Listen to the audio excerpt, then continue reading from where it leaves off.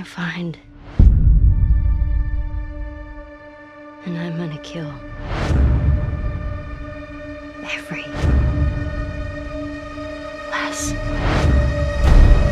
one of them.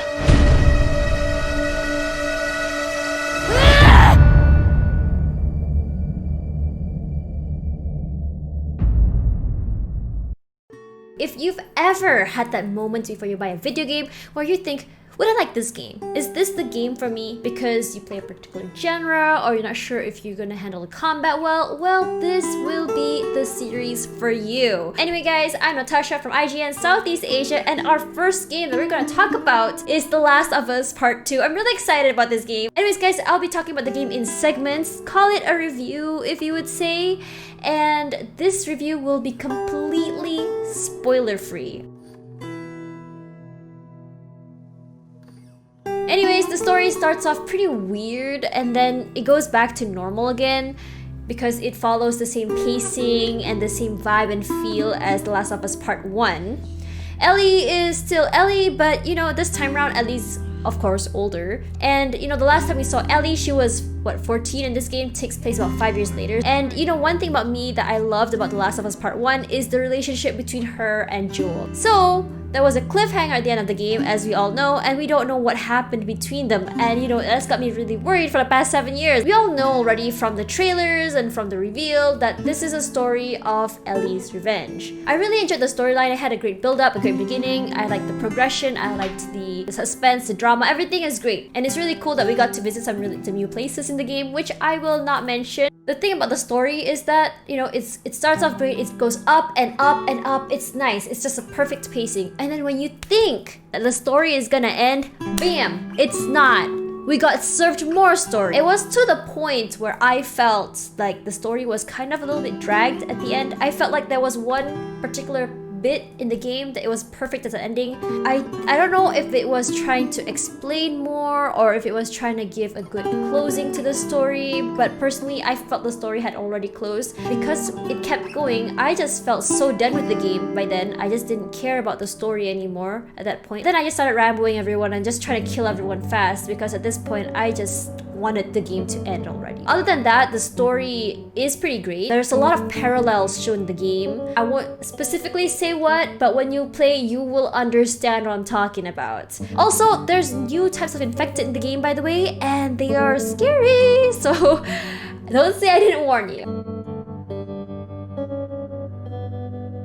This game is massive. It almost feels like an open world, almost at times, because there are some areas with really huge map. It's up to you if you want to explore it or not. The exploring that you do actually is very rewarding because you don't only just get extra supplies, which you really need in the game, by the way, because this game supplies are scarce, and as well as collectibles, and you also have extra lore. And also, nothing that's really cool is that there are also safes throughout the area, and you can get the code by either, you know, going through the letters, or they'll give you a hint in those letters. It requires a lot of common sense, but it's nothing too hard. And even if you do get stumped, you know, there are hints. You can just press with the L3 button, which is cool, but if that's not your thing, you can toggle that off in the menu. Okay, so now let's talk about the controls of the game. The controls of the game is very similar to the first one, so if you've been playing The Last of Us Part 1 a lot, you won't have any trouble with this at all. The HUD is similar. You still have to open your pack to do crafting. You still need to open your pack to see what's in your inventory, which is really, really useful. Because even when you're walking around, it feels like you're walking around in a movie. But one thing that's a little bit awkward, I noticed, is that, you know, you do have people following you around, like one character helping you out. And, you know, when they're in the way, they kind of like back away from you. It looks a little bit awkward as though you're shoving them. Also, the HUD opacity can be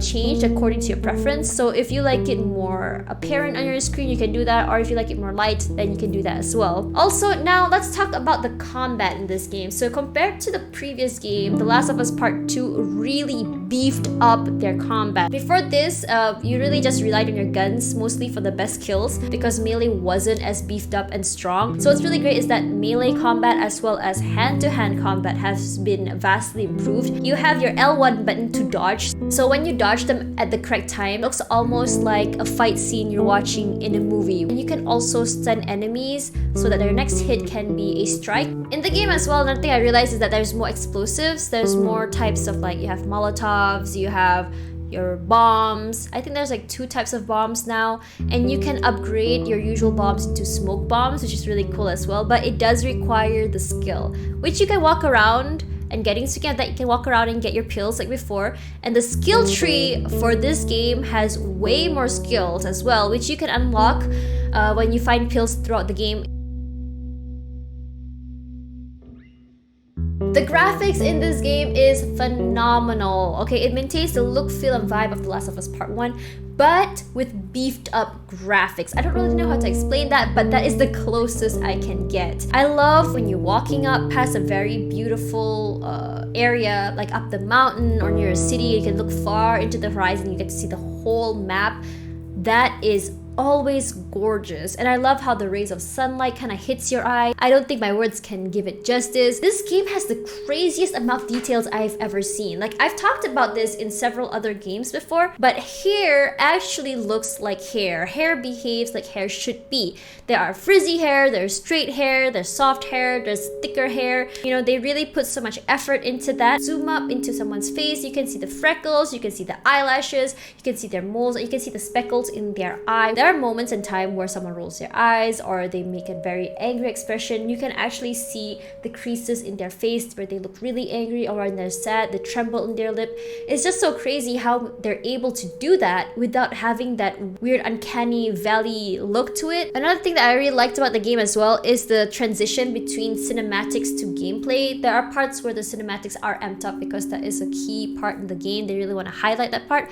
And then the camera turns from in front of the character to behind them, and you barely see a downgrade in graphics. The graphics barely even changed. That's how flawless the transition is. Also, something else that's really crazy as well, when you shoot someone in the game, you're not just shooting a 3D bad guy. It's not just us versus the bad guy. It's actually us versus someone else who's just trying to live. That someone has a backstory, has friends, and when you shoot them and their friend finds their dead body or they see us killing them, their friend will yell out their name.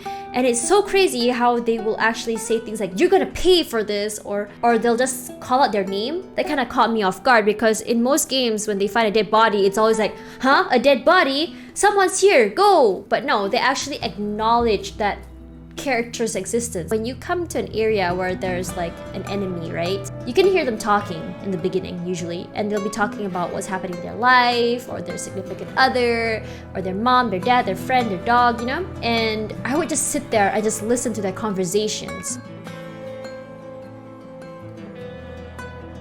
To date, this game is one of the most accessible games so far that has been made in the industry. Naughty Dog has done a great job trying to make the game as welcoming as possible to so many different people. You have casuals, you have noobs, you have hardcore players.